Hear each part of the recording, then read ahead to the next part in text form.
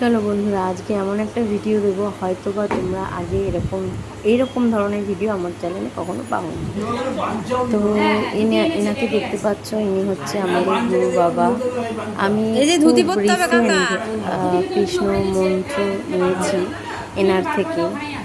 তো আর এই কাকি আর ওই যে প্রথমে যাকে দেখালাম সেই কাকি, এনারাই আমাকে নিয়ে গেছিল। তো এটা যে দেখছো, এরপরে যারা বসে রয়েছে এটা হচ্ছে আমার কাকি আর কাকা।